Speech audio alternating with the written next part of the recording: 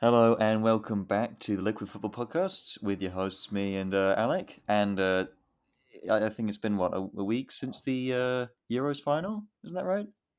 Yeah, probably about that. Might be even 10 days actually. Yeah, so we Um, make the most up-to-date podcasts about football. So we might as well talk about that. Might as well talk about that God. first off. And yeah, I mean, it was kind of like it was always like typical England under Southgate when we get to a final where we kind of just bowl it, I guess. Yeah, I'd say so. I think I touched on it in one of the previous episodes saying, are we the Arsenal? Are we gonna get there but just not quite get over the line? And it almost felt that sort of way. But in all honesty, obviously it was a huge disappointment to lose back to back Euros finals. But I almost think in the least horrible way, it's a good thing that the best team won. What? Um, Especially in this country, so many people tune in, and if they watch England be really boring, go all the way and win it, almost sort of think, oh well, if England are the best team, football really isn't that entertaining. So as much as it's obviously a huge disappointment, the best team winning probably is fairer and probably Well, better yeah, for no, the sport, maybe. it's fairer, but like we obviously want England to win, don't we? Like, Mm, of course, I of could course. honestly, I couldn't give a shit how England play as long as they win. And last week we played bad, and like you said, the other team were much better than us. It was like when with Italy, we were, I think, decent, but kind of just ran out a little bit of steam near the end of the game, and obviously the penalty shootout, where then it's just a lottery. But against Spain, even though the score was 2-1 and they had to get almost a pretty much last minute winner, it was kind of dead set that Spain were the much better side. And the scoreline, I wouldn't say it could have been more, but I think it's generous to England and how they played because they weren't great. For sure. And Spain were super throughout the tournament, as we touched on Yeah, previously. Spain have killed it. Had some super good performance. Have been really fun to watch. yeah, And had a number of players who probably we didn't go into the tournament with crazy expectations. hmm, Someone who sort of comes to the forefront of my mind with that is Fabian Ruiz.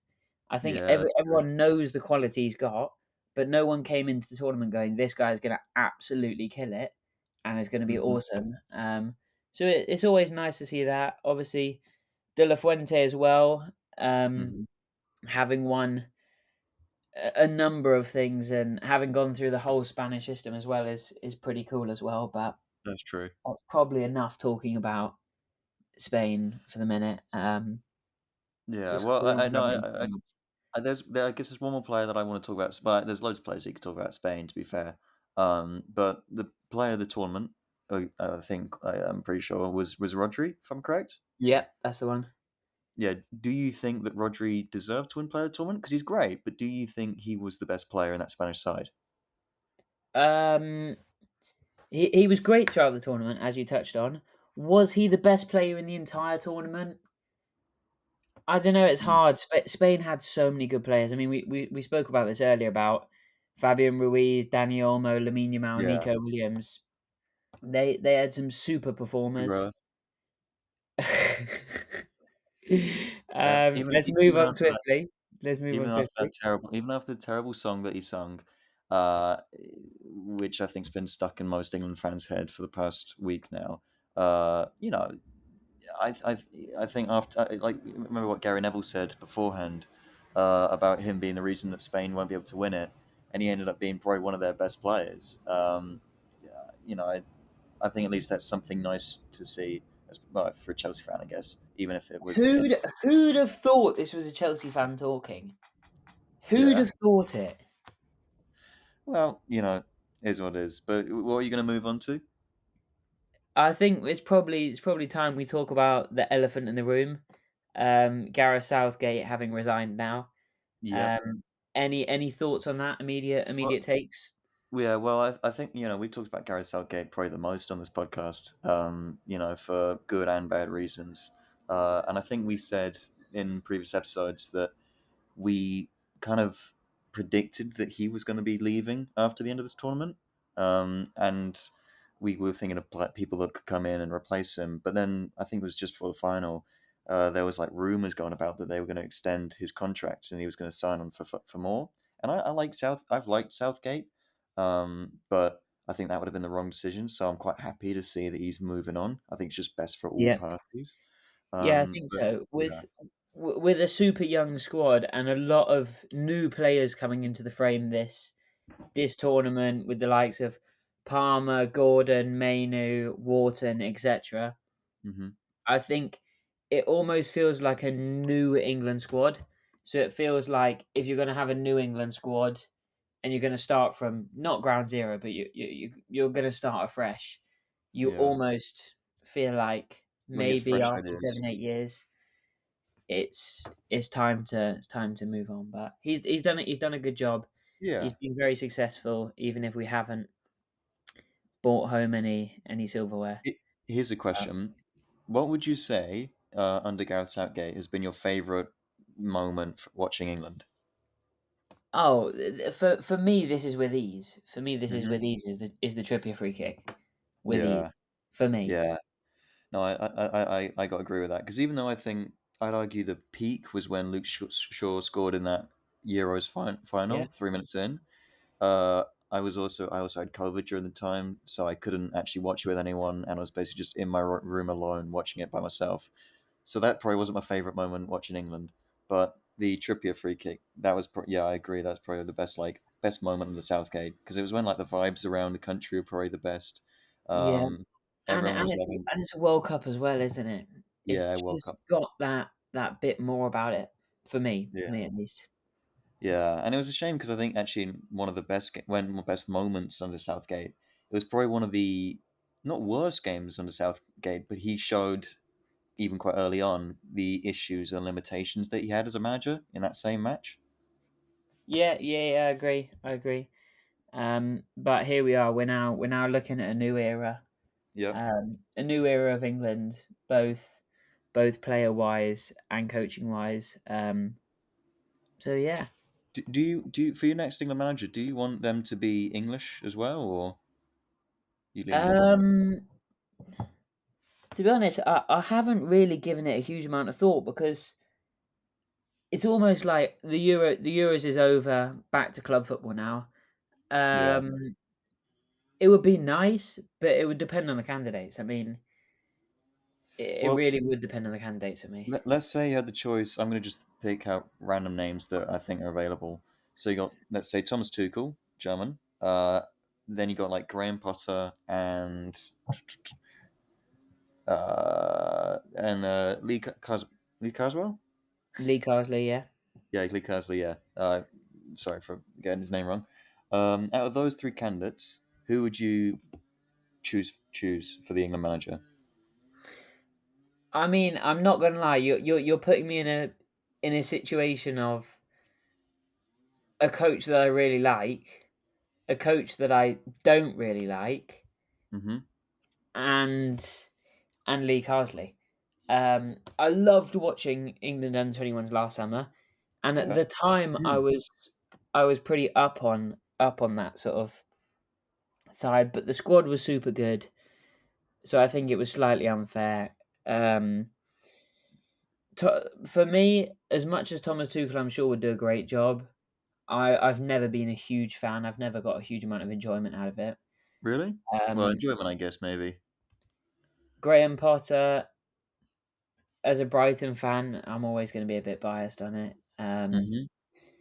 But I truly do think it will come down to the available candidates. I wouldn't be Yeah. surprised if they look towards having an English head coach, which Yeah.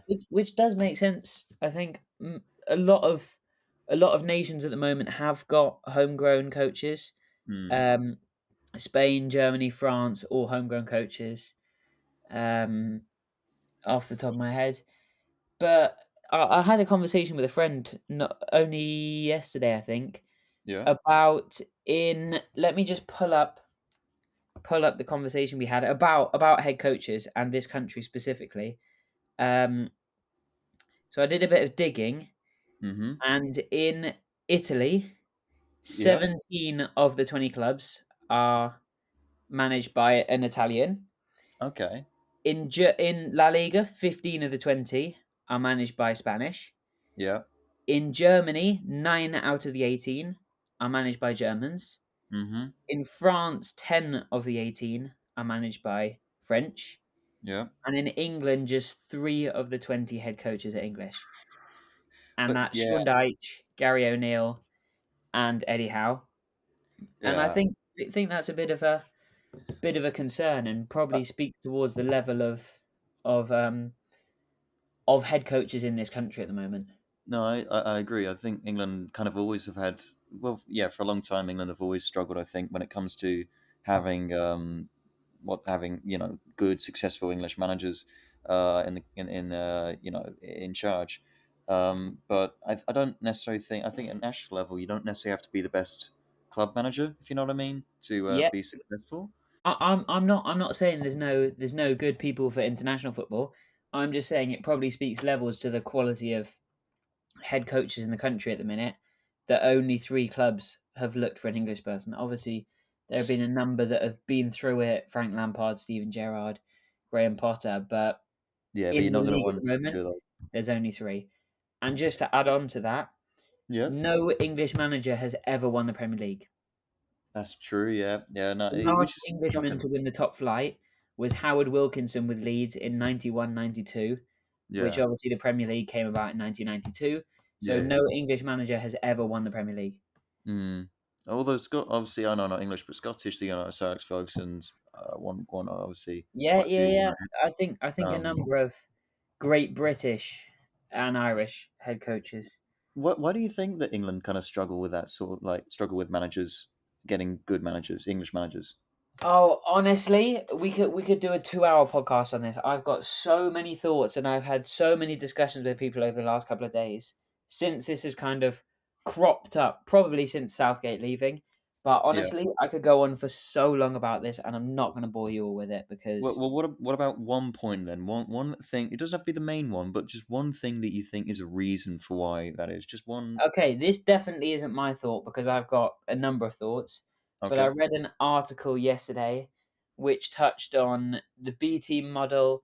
It touched on the experience head coaches have in this country. But honestly, I've got so many thoughts and things about this that I'm very, very could very passionately talk about. But honestly, it's a very, very long, complex opinion Well, to me. you said about the B team model. I'm guessing you're referencing, so like in Real Madrid, they have Real Madrid C, B, A. Yeah, so Bayern Munich, I've, they have the I, Bayern I Munich didn't C. I didn't read the article fully, but Spain, um, Netherlands, etc., have B team teams that play within professional football rather than a league Yeah. structure, that rather than a youth structure, which is apparently English clubs look to appoint people with loads of experience or along that sort of line, Mm-hmm. and the average English appointment has something like 100 more games under their belt than an English equivalent. Look, that was something that was brought up. I haven't really read a huge amount into it. I've got my own thoughts, but Okay. there's a lot to break down and a lot to talk about. But If only you're on a podcast to talk about that sort of stuff. But anyway, I don't want to out people. but yeah, no, yeah, no, I agree that the way that the setup is, it makes it tough for lots of good English managers to come through. And then also, if you look at players that kind of retire and then go into management, they always kind of just seem to, I don't know what it is with English managers, but they always come into it and probably think that they're going to be better than they are. If that kind of makes any sense. I mean, you got managers like Wayne Rooney, for example, that come over to Birmingham, does a terrible job there. Gets some pretty much was a big reason for why they were relegated, even though he was only there Oh, for a month or 100%. two. 100%. And then he has the own, I wouldn't call it arrogance. Well, yeah, arrogance, because a lot of these great English players have a bit of arrogance to them. But then he has the arrogance to say that it wasn't him that was the reason they were bad at Birmingham, and he's already got a job now at Plymouth because he's a big name. I think that's a big Yeah, yeah, yeah. issue for why managers in English football is it's kind of it's a tough thing because you get these ex-professionals that can quite easily land these football league jobs, whilst the up and coming managers that maybe aren't as big as names um, don't necessarily get the same opportunities. Yeah, 100%. Maybe there's an underlying problem with professionals coming out of the game and not getting the right access to coach education, Yeah, possibly. Who knows? I mean, having not been in the situation, I can't talk about it, but fair maybe enough. that might be a consideration. Fair, yeah, no, I mean, fair enough. Yeah. So moving on from that, I was trying to think of a good segue, but unfortunately, I couldn't think of any. So, but still, As per. still on the topic of international football. Yeah. It's not the Euros, it's not the World Cup, but the Olympics. Yep. The first games is that today? It As is recorded. indeed. Yep. The first games are tonight. An assortment of games. In all honesty, Mm-hmm. actually, the first games have started. Oh, The they. first game started about 15 minutes ago. With Argentina. Spain as well have kicked off. So the first match day is Mm, today, which is pre-Olympic ceremony. A number of interesting teams out there, which is cool. Which is cool. yeah. Obviously, lots of young players because of the rules around the Olympics. Hmm. So I'm looking forward to that. I'm looking forward to that. How many? So and obviously it's under 23s mostly, but how many players can qualify that aren't in that age? I think it's two or three off the top of my Two or head. three. I Because I'm can't just looking. quite remember which one it is. Yeah, because I'm just Um, looking at the Argentina squad now, and you got obviously quite a I lot of think it might young be three. players. But then you got Julian players. Alvarez is an overage. Is he not? Um, Nicolas Otamendi is an overage, and then I think they've got Rulli as well, who's an overage. Yeah, yeah. So I think I've it's three. seen. Yeah, I remember just seeing Ruli's card on FIFA to be honest all the time, so I knew that he was over the age. You were saying But who? Ruli, the Oh goalkeeper. yeah, yeah, yeah. But yeah, no, I mean, I'm not going to act like I watch loads of Olympics football when the Olympics is on. I don't really watch too much of the Olympics to be honest, unless it's like the running. But No, what? that's the same with me actually. Over Mm, the last couple of, I don't know whether it was. I always remember as a kid, the Olympics was made to be this yeah. this sort of, and I don't know whether it's because we grew up in the age of being sort of 8, 9, 10 when the Olympics was being held in England, in London.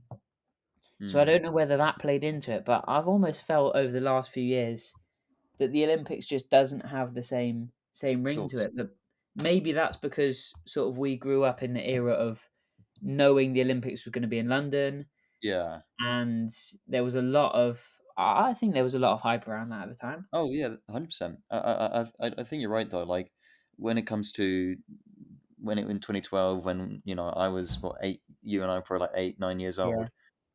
It was advertised everywhere because it's in London, and it was this just big event.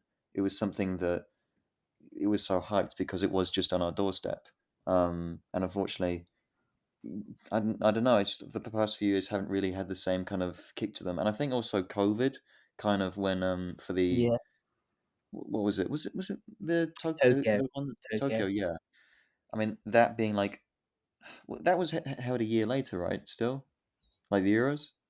Yeah, I think so. Yeah, yeah, Yeah. yeah. Because it was the same summer as the Euros. Because Pedri went to both, and that's when everyone was going, Mm. "Oh, Pedri's being Oh overworked." yeah, that's yeah, and I think yeah, with the Olympics, it's a shame because it's like it should be the biggest thing, it's biggest sporting event of in all 4 years, but for some reason it's kind of not got the same kind of hype around it as the World Cup. Hell, even the Euros would even have.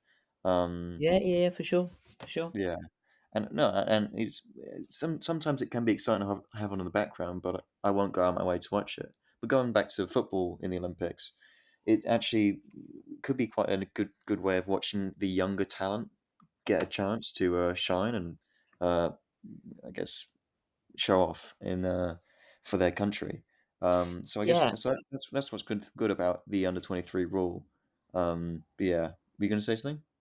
yeah. That's probably what gets me most excited is as a Brighton fan, you can watch the Euros, and you know that the most interesting players from it Mhm. are going to be crazy, crazy money, and probably our sort of budget sort of area Yeah. are people that might be squad players in the Euros or the World Cup. But Well, this looking then at the Olympics, and you're looking at very much sort of our recruitment, undervalued players, maybe from some of the more obscure leagues, because a lot of the top nations in football terms don't actually go to the don't actually go to the Euros. So to the Olympics. Olympics, I'm yeah. sorry. In football, Great Britain don't represent. Yeah.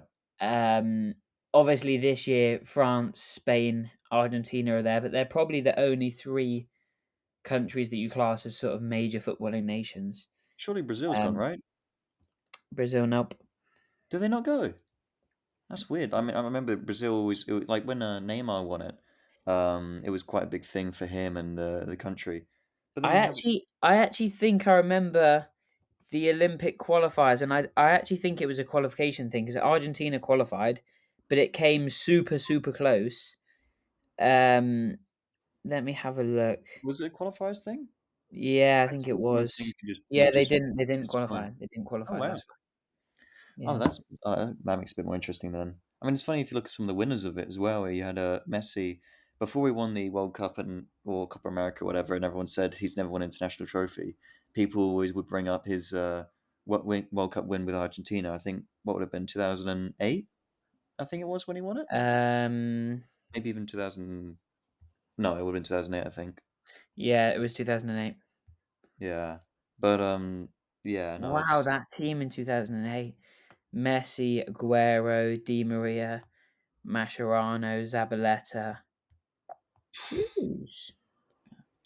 but yeah, again, I can't think of any interesting segues, but Actually, on that note, yeah, some football that I've been interested in that probably most people won't is yeah, going back. So this last couple of days and tomorrow, we've had the MLS All Star game. Um, mm-hmm, so yesterday we had MLS Next, which is sort of the equivalent of the Premier League Two under yeah. 23s, which was cool. Last night we had MLS All Star Skills Challenge, which was won by Liga MX, the Mexican league. Okay, Which I'm not going to lie, yeah, weird to say, Sergio Busquets was involved in two of the challenges. He was yeah. involved in the passing challenge and the shooting challenge. He disgraced himself. I'm not going to lie on the shooting challenge. He got 12 points, which basically lost the MLS that round, and he was actually booed. Oh, He was booed off after the shooting challenge because he yeah, effectively lost the MLS the challenge. yeah, He scraped by the skin of his teeth through the passing challenge and just about won it. yeah. So he did not have a great evening last night.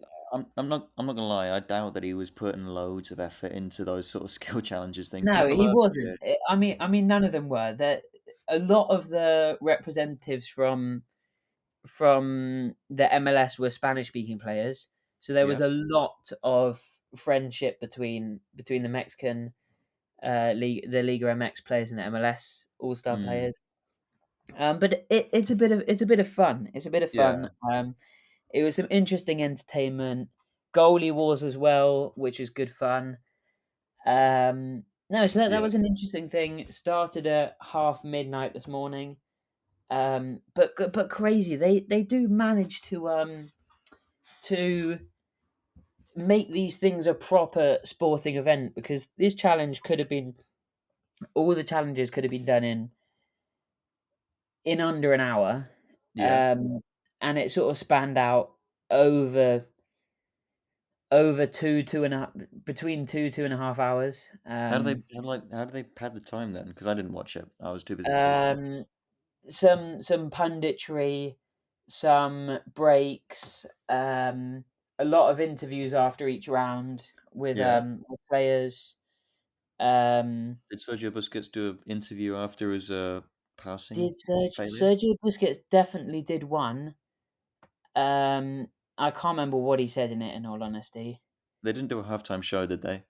No, absolutely not. Well, who knows? Tonight, sorry, Yeah. is the actual game. So who's that between Um, MLS and Mexico League? Liga MLS All MX. Stars and the Liga MX All Stars, which is Because last. basically a team drafted by fan picks, the head Hmm. coach, and the league commissioner, Okay. which is cool. It's nice. Yeah. And then it's rolling subs throughout. So it's not the highest quality game, but No. it's fun. It's fun to watch some superstars, and just quite often you might watch if a number of games, the equivalent of in the Premier League, if loads of games are kicking off at 3 o'clock, you might not watch a certain player for quite a long time, and it's an interesting just to catch up on them, even if they only play 20 minutes, half an hour, 40 minutes. Well, last year wasn't it Arsenal that were the It team that was, played yeah, against MLS All Star? I, I it was can't indeed. I can't remember what the I know score what you're was going in to the say. game. I know what you're going to say. You're going to say you remember Kai Havertz's skill challenge. Well, all I remember is waking up, going on Twitter, and then just seeing that everyone's like saying Kai Havertz is so shit, Kai Havertz is bad because like he did some like shooting challenge wrong. I think Yeah, it was. yeah. Yeah, which like the Busquets thing, it's like players are clearly more. I think it was the cross and volley challenge where Mm. um where Kai Havertz. I remember seeing videos of him trying to like scissor kick the ball and just embarrassing himself. Yeah, I mean that's just Oh, the but thing. yeah, actually, Yeah. there was some horrible goalkeeping in that cross and volley What challenge last night as well. last night? Who was in Yeah. goal? For that challenge, there was Roman Berkey was the first one for MLS But All Gareth is still Stars. kicking about. Yep, he's still kicking about. And who was the other?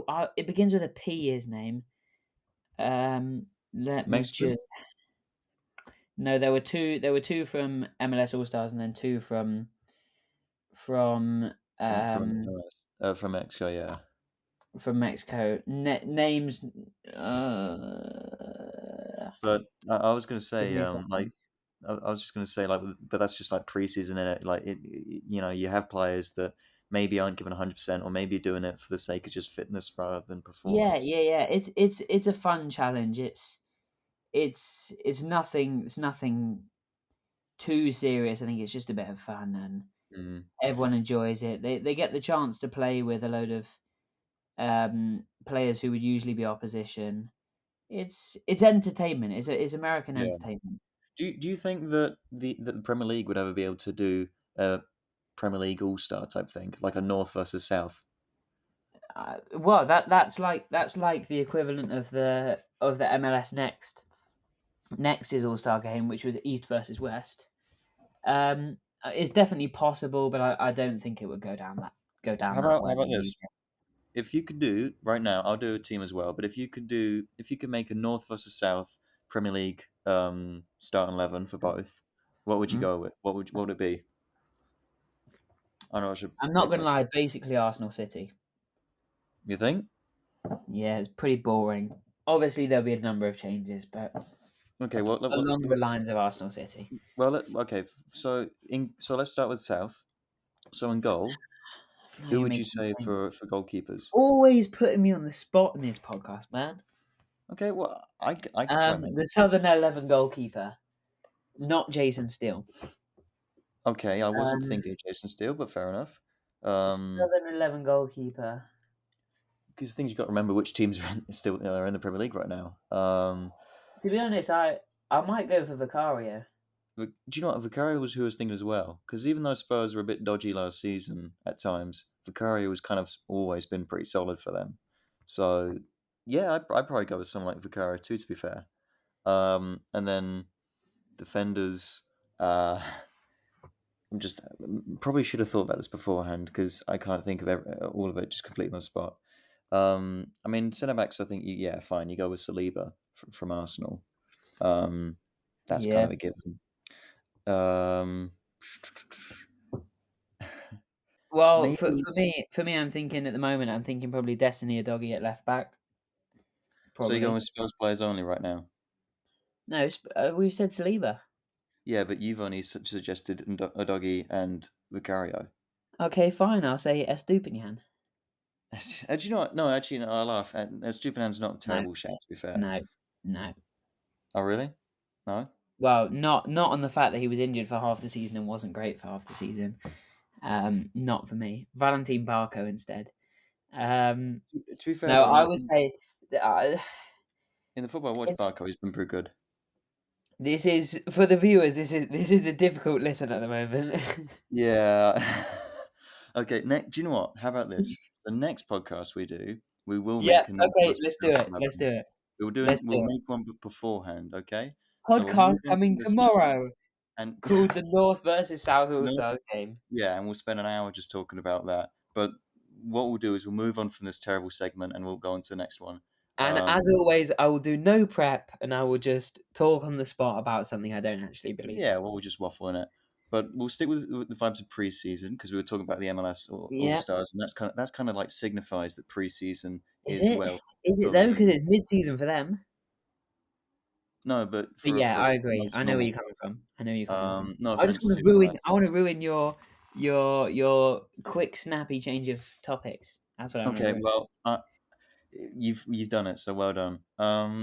So preseason that for Premier League clubs now it's truly underway. You know, teams are starting their first games of the preseason. And obviously, some players haven't returned yet from international football. So you kind of got like these more bare bones squad where Yeah, you're seeing teams without their more attractive, sexy players playing some of their youth or maybe fringe type players. So it's always interesting seeing them. I remember for sure. when I used to watch Chelsea preseason games a couple of years ago, you get like these loan army players that never step on the pitch in an actual normal Yeah, season, being that regular is main that is starters. very, very, very similar to life as a Brighton fan. Yeah, I mean, Watching a yeah, load of people come back who always, there was so we played this morning, yep, 11 o'clock this morning, and there was a lot of talk about a certain few players who have been on loan last season, a certain few players who have come in, and you've got to take these games with a serious pinch of salt of because course. often the quality of opponent is not at the top level, and often with your first or second preseason game, you end up playing two teams, a first half team, a second half team, Yeah, yeah. and it's very, very different to a Premier League game in terms of intensity, quality, sharpness, etc. So I Is there always any? think you've got to take these games with a serious pinch of salt, especially when you've got a new head coach, which Yeah, both of our teams are in the position of. that's true. Um, but it's interesting. It's interesting. I was going to ask. Continue where you were. I was going to ask who do you think out of some of the players in the Brighton squad, who are you like looking forward to seeing either for the first time or maybe first time in a little bit of time, seeing play in these preseason games, showing a little bit of what they can do. Who am I looking forward to seeing? Good to see Matoma back. Yeah, That's my start. Big time missed him towards the end of last season. Um, we've got a lot of injuries though. A lot of mm, injuries. A lot of players who haven't gone. João Pedro, Evan Ferguson, Estupinian, Enciso's at the Olympics. yeah, Igor's injured. Mats Weefer's injured. Adam Webster's injured. Igor's injured. I don't know the rest of him. Carl yeah. Rushworth's injured. So as you said, it was a pretty stripped back squad today, but no, it was interesting. A number of interesting players who are good to see come back from loan. Good to see a couple of people who we bought in recently get some time on the pitch, notably Yankuba Minter, who we bought from Newcastle. Yeah, Um, Kozia Dobry scored twice, who we bought in from Arsenal. Um, Ibrahim Osman played, who we bought in from. I always pronounce their name wrong. Um, yeah. I'm not gonna attempt it again. Okay. Um, Malik Yauku Is that the again. club? No, it's FC Nordsjælland or however Oh, you say it. Nordland. Yeah, you got it For right. but I always get the pronunciation wrong. Um, but no, always interesting. But I think you've often got to take these games with a pinch of salt until until you start playing some serious football. Because today was 45 minutes for everyone, pretty much, with the Mm. exception of two players who got 10 minutes. And obviously the two players who went off who only got 35. But yeah, interesting. Always interesting. How's Mm. Chelsea's start been? Well, we haven't played any games yet. I think we're playing tonight against Wrexham at 3 in the morning. I would, well, actually, no, I wouldn't watch it because, well, no one wants to get up at that time to Well, watch you can football. No watch offense. you can watch MLS All Stars game, and Yeah, then you can watch Chelsea. you know what? I might save myself a little bit of the sleep deprivation, and No, that's get some boring. sleep. But the thing is, I mean, I wouldn't even be able to watch anyway because I have to pay £5 now to watch Chelsea get preseason games, at least in America this season. Which I think is a bit of a piss take, to be honest with you, because That's who's going to become a be? bit of is the word right to say it's become a bit of an epidemic throughout English football that their clubs are epidemic, It's disease just control and greedy. prevention. Probably not the right word, but it's become very common that clubs are charging 15-20 pound for the whole of pre-season, or in Chelsea's case, £5 a game for pre-season games, which I mean, it's a does scam. feel a bit of a kick in the teeth for English fans that you can't watch the game live in person because the team has chosen to head off to America or Yeah. Japan or Australia or wherever, and then to sort of rub salt in the wound, you've got to pay to watch it. Luckily, as a Brighton fan, we did not have to pay to watch our game this morning. Mm. Um, but No, I can I mean, sympathise with you because I know all the top teams, and actually a lot of teams throughout the whole country um, are charging for games.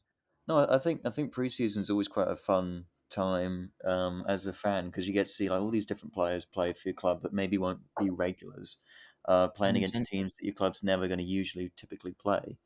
Yeah, And yeah. so having them kind of like having to pay for these games and also get up at silly o'clock just to watch them is a bit annoying. In my opinion at least. And I think charging £5 for a preseason game, how paying really charging anything for a preseason game is a bit of a scam because you're not exactly going to watch any good football and you're not watching the best players play either. There's not really any like benefit to watching these games for like for an added charge. There's not any. No. Yeah, yeah. I know exactly where you're coming from. Um, but that's the way football's gone, hasn't it? Yeah, yeah, Um, and just talking of the money, obviously a lot of money being thrown around in the Premier League at the moment. as I always. just had a look, and I think 8 of the 10 most expensive transfers this window have involved a Premier League team, either buying or selling the player. It's kind of always been Um, like that though. it has, but that's still a pretty It's yeah, it's a big number. Don't um, get me wrong. yeah. It's I mean it probably speaks levels to the financial dominance of the Premier League, but that's obviously, as you say, nothing new. Mm, Looking through the names, the most expensive transfers: Mbappe, Douglas Luiz, Yeni Loro, Endrick, Onana, Elise, Polina, Xerxes, Savino, Max Kilman. Obviously, mm. not all of them being bought by Premier League teams. Actually, a But number of them involvement. leaving England in Douglas Luiz, Elise, Polina. But it's always interesting to think that the money is often um, around the Premier League, whether it's being bought or sold from. Yeah, and there's Um, still loads of time left in the transfer window for more money to be spent involving 100%. Premier League teams. But it's just like right now, you know, you could argue whether the Premier League's best league in the world. That's up to you. If it's the best, if it's not, whatever. But it's definitely the most lucrative league in the world because you've got so many 100%. broadcasters, so many people watching. There's so much pull to the Premier League that every transfer window for at least I'd say the past 10, 15 seasons has been not dominated by Premier League, but it's been spent a lot in that sort of region, that vicinity. Um, but I mean, the biggest transfers aren't necessarily always Premier League, but most of the money is going to be spent. by Premier League sides. I mean, Brighton have spent what, £90 million this summer Yeah, I already? think I was having a look a minute ago. I think we're the fifth, or according to Transfer Market, we're the fifth biggest spenders this summer, Yeah, behind Villa, Bayern, Lyon, and United. Um, yeah, and no offense to Brighton, because I think they are a good team, but realistically, they should not be the fifth highest spenders out of Europe when they're not even in a I European saw competition. a I saw an interesting picture on Twitter, which was it was one of those sort of cartoons where it was a sort of nice house and stuff, and it said Newcastle and Brighton, and then it was a sort of it was a cartoon, and then it was a sort of more deprived area, and it said Brighton and Newcastle £200 million budget this summer, and then it had the other side of this wall a more deprived area, and it had Napoli, Inter, Juve, AC, etc. And it said Yeah. something like loan with an obligation to buy over 5 years for €4.5 million or something. Hmm. And I guess that comes back to again the lucrative and the money in the Yeah, Premier League. but it's just so interesting that like clubs, in the Premier League, the like maybe even lower in the table than that, have more budget and have more room to spend than the best teams in Europe. Yeah, I mean, looking at this right now, I'm not sure quite how correct it is because it said a minute ago that Mbappe was the most expensive player to move this summer, Yeah. and now it's saying that Real Madrid have spent the 16th most, having only spent 49 million. But That's, according to this, Ipswich are the eighth biggest spenders, and they're newly promoted. oh, yeah. I mean, Of yeah. No, which it's the it's, season it's no. before that they were a League One club. Um, I was gonna say, I think with the Real Madrid one, I think technically didn't they sign Mbappe on a free? oh yeah, Technically, yeah. But why was he the most expensive? Why was he the most expensive transfer this? maybe they were putting it down to like like wages, agent fees, all the other Yeah, stuff, but and like yeah, but why have they put that down then as the I most don't know. I didn't expensive write it. and then not included it in the club's expenditure? So they Honestly, put it's expenditure 49 million. Um, oh, hold on. I might about to hold egg on my face. yeah, This might well be ranked. Oh, it's ranked. So I've just told you that the eighth most expensive transfers have involved yeah. a Premier League team by market value, not by fee. Okay, I take that back. Give me a minute.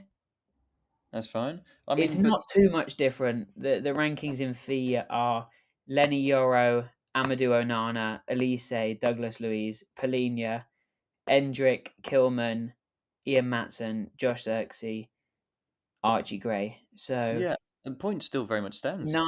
nine out of 10 of those involve Premier League clubs. The only one that Yes, doesn't is Endrick to Real Madrid. yeah. So He had no no, Premier League involvement. yeah, and even he was heavily linked with going to Chelsea before he obviously went to Madrid. Point stands Um, then.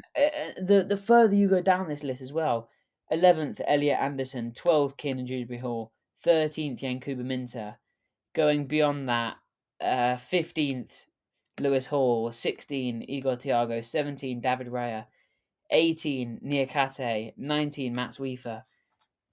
There's a serious Premier how League far are we gonna go down?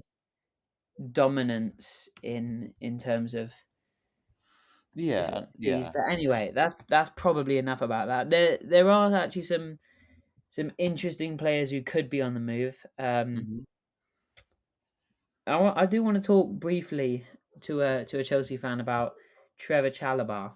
Yeah, yeah. No, this situation's it's a bit messed up, to be honest, because what you have is you have it every summer where a player will want to stay at a club, but that club will want to sell him because they think they can get a decent amount of money for him, and whatever.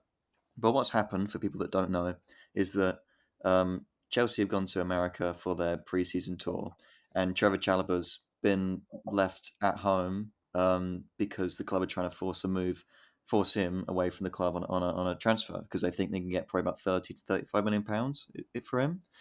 And for me, I think it's quite disrespectful to do that to a player that has been a long time servant club. He's been at the club since he was about 8 9 years old, and he's come through the academy. He was one of the loan army players, but he was given a chance a couple of years back.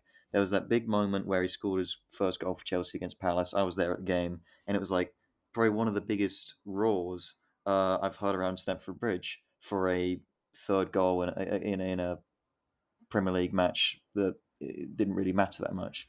But it was just the emotions and the feeling of that moment, seeing a player that's put in so much work to get into the Chelsea first team to finally get that goal was it was really nice to see, and everyone was happy to see it. But moving forward a couple of years, and he's had a pretty good season at the end of the season at least, because he didn't really get much games at the start, but then in the past couple of months he was given a chance and he took it pretty well, and he was arguably our best defender at the end of the season. So people thought maybe the club might want to keep him on, and clearly they value the pure profit of youth players over the actual quality of these players. But what's even more frustrating is we disrespect our youth players that are good enough to get into the team, and then we just buy in players that are arguably worse than the players that we just sold, because that's just how their model works. But yeah, for me, and I think for a lot of Chelsea fans, it's just it's kind of it's kind of demoralizing to see your club act in that sort of way to players that fans probably can relate the most to, in my opinion. Yeah, yeah, yeah, I know where you're coming from.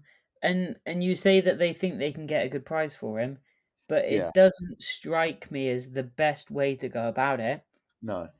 is by discluding him from the preseason tour. Because if you're discluding someone from the squad, it very much means, it doesn't put you in a sort of position where you're like, oh, we don't want to sell him, but however, if you offer us X amount of money, we could be Yeah. tempted. It I, very I much makes you look desperate to have him hmm. gone. To be fair, Um, I which wouldn't be surprised if like there's already some sort of deal that Chelsea and other clubs agreed on, but the stumbling block has been Chalobah agreeing to it. So maybe this might have just been a way to try and move that process along a bit more. Well, I say yeah, smoothly, but this yeah, is the maybe, opposite of smooth. maybe. But I thought that was an interesting sort of market opportunity this summer. yeah, Was Chalabar. What do you think the sort of price? Because I've seen a number of different prices being quoted, and yeah. Well, obviously whatever you see on socials isn't always no, of course. the true picture. If you ask me what I think he's worth, if you okay, so we bought Disassi for £45 million. I think it was 45 million pounds. Chalobah is better than than Disassi, and that's no disrespect. I like Disassi, but Chalobah is better than him. So off that, I would say he's probably worth 45 to 50, but that's been a little bit unrealistic. I'd say what is he worth in this current market? I'd probably say the 30 to 35 ballpark that journalists have been saying. But it's not just Chalobah as well that's going to probably get this sort of treatment. Gallagher as well is a player that's constantly been linked to with a move away from the club, despite being arguably a top five player for us last season. I've not always been his biggest fan, but it's sad to see these academy players being treated more like almost like products rather than people and good players. But yeah, that's probably what I think on that. Unfortunately, it's not great. Yeah, it does. It does seem a bit of a shame, but that seems to be, as you said, the sort of approach that's being taken by the new ownership. But Hmm. And look, it's weird. we Yeah, can't judge it for now. yeah, I guess. Um, I guess it'll take a while to see the full vision that they're looking Yeah, for. But yeah, if because it was my club, too happy. I wouldn't be too happy. But Yeah, because we've had a Chelsea have had an interesting. Sorry, I'm going to waffle a bit about Chelsea now. We've had a weird kind of transfer window so far, and we've had weird transfer windows ever since the Bowley lot came in. But this one's been quite odd because we've made quite a lot of movement already, only about a month or so into it. But if you look at the signings that we've made, they've kind of been a bit odd. I mean, they've been 18-year-olds, 19-year-olds, 16, 17-year-olds as always. And a lot of the talent that we brought in, you can kind of tell that if they are involved in the Chelsea team, they're not going to be regular first teamers. and then there's other players that we brought in almost exclusively to go on loan, and then the other players that are going to be first teamers. You don't really you can't really say that they're like the quality that Chelsea would be known for bringing in under Roman Abramovich, because you got players like Shrewsbury Hall, who I think is good, That but I sounds wouldn't. yeah, that sounded very much a shot at Keane and Dewsbury Hall. It was, yeah, and you got Tosin Adebayor. I think that's how you pronounce it. Tosin Adarabioyo. Yeah, Yeah. and Shrewsbury Hall, players that I think are good, and I've got nothing. I'm not being snobbish against them or anything like that, because they are, I think they're decent players, but they're not the type of players that are answering our problems right now. Our midfield is fairly stacked already. We don't need another midfielder. That's going to just make it harder for us to pick a solid Provide a midfield. pathway. Provide a pathway Um, for young players, yeah. exactly, yeah. It blocks pathways, and then defenders as well. Tosin, I think, doesn't really. I don't think he's an upgrade on anyone that we currently have. I think it's a decent bit of business, but when it comes to actually making us better, I don't think it's going to do much. When our biggest problems True. is up front, and the only players that we're signing that are forwards are these really young players that aren't going to make that instant impact. The signing of Yeah. Cole Palmer, as good as that was, you can't just say, "Ah, well, Chelsea's going to be fine with their signings because they signed Cole Palmer and he was good." That was like one out of five, six, seven, 8 times Chelsea have signed a forward that's quite young, and it's worked straight away. We have a young, exciting squad, but the problem is I don't know if that squad's really going to be able to get to its potential when it's all about potential and not much about right now, if you know what I mean. Yeah, yeah, yeah. I see where you're coming from. I see where you're coming from. I guess that Tosin Adarabioyo comes back to it was probably a market opportunity again because it was a free Yeah. transfer, am I right? Hmm. Yeah. So I guess it comes back to again, do you want to look at a market opportunity or do you want to stick to your actual principles Mhm. and go for what you know you want, or do you want to? But Yeah. look, it's a hard judgment. Who am I to say? Um, but no, Yeah. some interesting moves going on this summer. Obviously, very interesting time for preseason. So I yeah. was going to ask, out of the transfers that have been made so far, let's say just like the most recent transfers, is there any that's like really caught your eye, or any potential moves that have caught your eye and said and thought, okay, that's going to change them as a team. That's going to make them much better. That's going to have a big impact on them. Um. Hmm. What interesting transfers have been recently? Yeah, or even rumors. Rumors for me. If Pascal Gross leaves, that's a big hole left for us. Yeah. Seriously big hole. Hmm. Because we were short on midfielders last season. Having lost McAllister and Caicedo, Yeah. losing Pascal Gross would be a big one. Diego Gomez rumored to be linked in, but he's obviously with Enciso at the Olympics. Hmm. But I'm trying to think. A lot of interesting young players on the move that I've liked. There seems to be a strange going again from Saudi on young players. I'm seeing a lot of interesting young players linked to Saudi, Mm. um, which I'm not the biggest fan of, in all honesty. No, neither. I mean, Um, yeah. I mean, Diaby. He's gone to. Where did he go to? I know in Saudi, but where did he go to in Saudi? I think it was Al El Hilal. Ittihad. I Oh, I see. think. Yes. I But I think. mean that. I think off the Yeah, top of my head. and that was Yeah, a Al sign. Ittihad. Yeah, and that was what, about 50, 60 million euros. Yeah, I think that was that sort of ballpark. Yeah. Hmm. But it's, no. I mean, Saudi Arabia is obviously still trying to integrate more football into their league, more players into their league, and they're Yeah, trying but to do that through. there's a Yeah, number of players that haven't lasted out there now. There's a few that come to mind that have Jordan Henderson. Jordan Henderson, Rakitic. He's gone back to Croatia. And Um, there's rumors of players that want to leave as well. I mean, Kante could be going to West Ham. That was an yeah, interesting. there was always the rumors of Jota leaving. I'm not sure what the situation on that is. Well, yeah, Jota went. Didn't he go straight away on loan almost? Like he signed and then about a month or two later he went on loan somewhere. Not 100% sure. He has been playing. He's played 16 times this Yeah, season, only 9 starts. Um, yeah, no, but it's yeah, it's interesting. It's interesting. yeah. I mean, with Saudi Arabia, I guess it's like I don't know. It's a tough transition for players to make because not only is it it's like going to the MLS where you've gone to play against maybe not as good opposition for a decent amount of money, but also it's a big cultural change for a lot of players. Originally with the Yeah, whole yeah, Saudi yeah. Arabia stuff, it wasn't surprising that more Muslim players were going over to Saudi Arabia because it was probably a easier transition. But for other players, let's say Jordan Henderson, for example, it was like a big change for him. He had Yeah, obviously a lot yeah, of yeah, for sure. criticism because some people said that he was kind of going against some beliefs that he had or that he said about the LGBTQ plus community and all that stuff. I'm not going to go into it because I don't. It's I'm not qualified to talk about that sort of thing.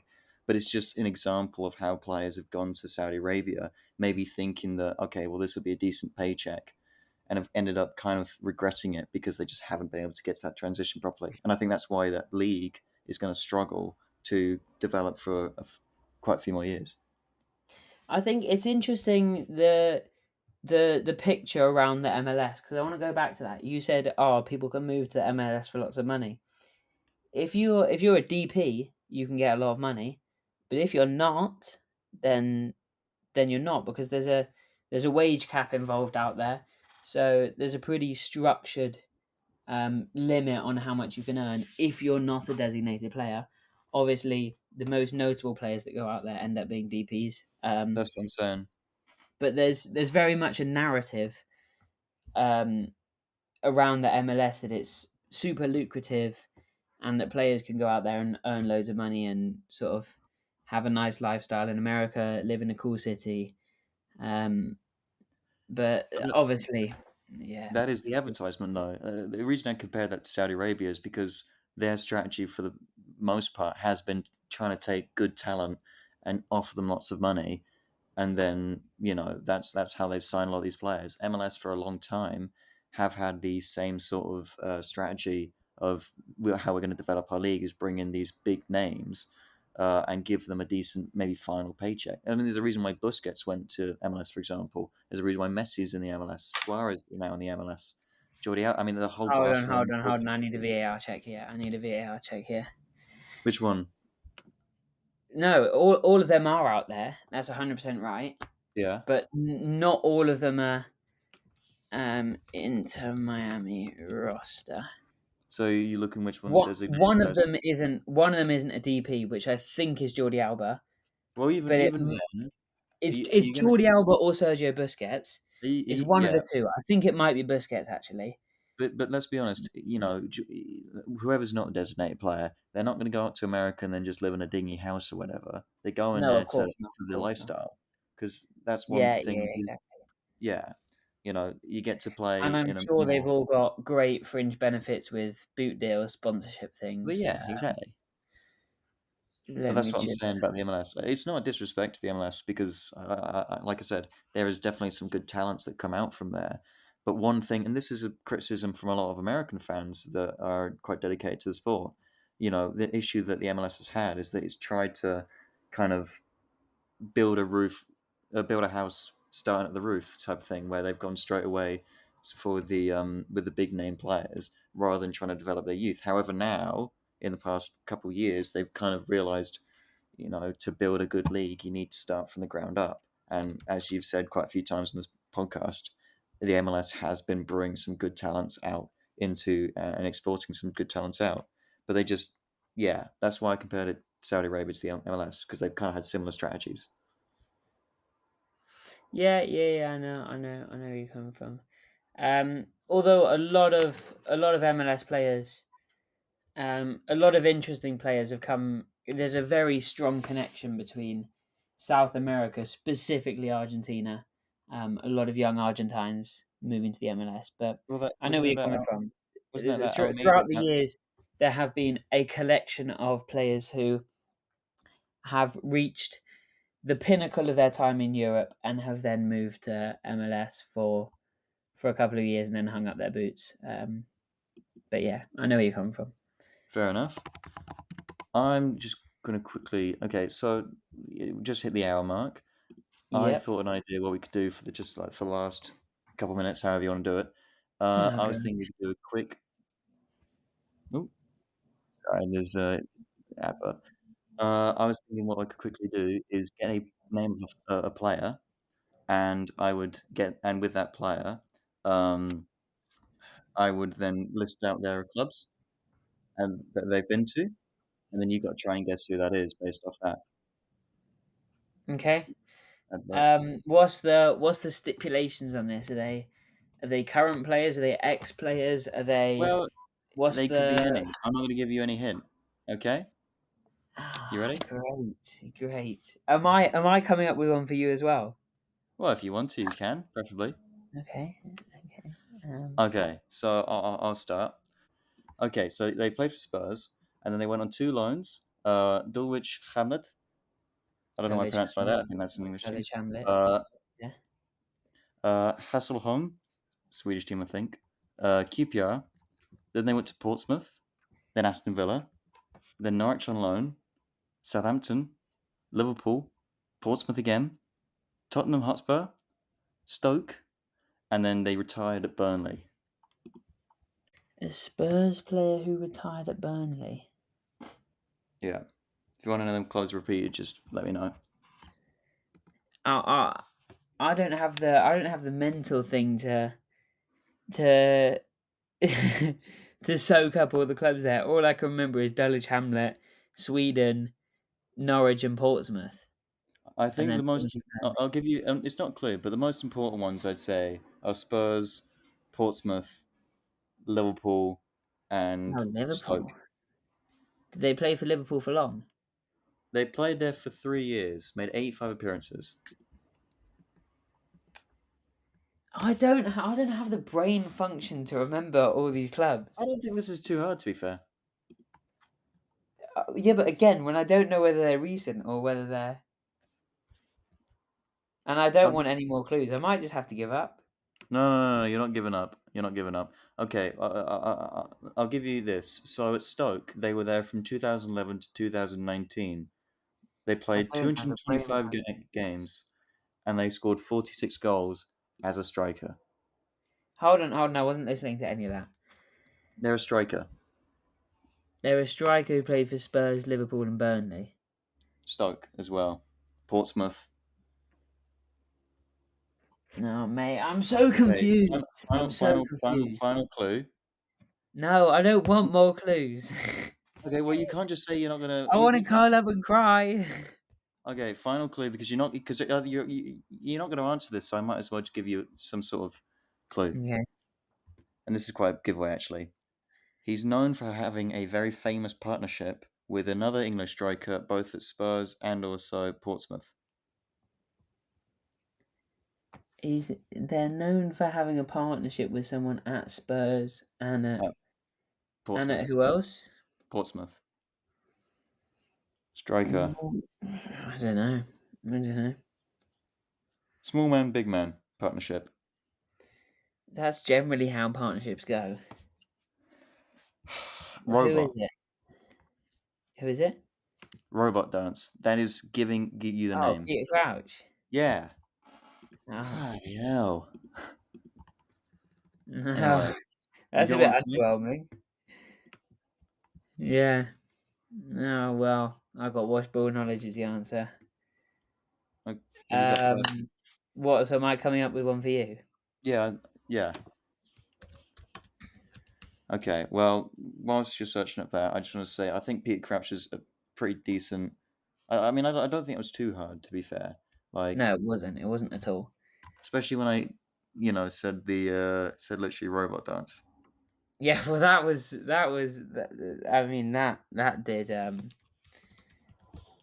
did give it away a fair bit. Hmm. I'm now trying to find someone of interest that isn't super easy. Okay, I'm gonna go for someone super easy. Okay. Someone super easy. Okay. I'm ready. Hit me when you can. This player played for Yep. Oldham. Okay. Then they played for Man City. Okay. Then they played for Fiorentina. Micah Richards. It is indeed Michael Richards. Ball knowledge. Absolute ball knowledge right there. To be fair, I can't think of many players who went from Man City to Fiorentina. We were meant to have another 5 minutes left of the podcast, and trust me, you probably didn't miss out on much. But unfortunately, we had to cut it because we had a bit of an audio issue. So I'm now from the editor's room going to do a quick outro here. So thanks for listening. Next week, we'll hopefully get the North versus South stuff done properly, or at least next podcast. And see you around.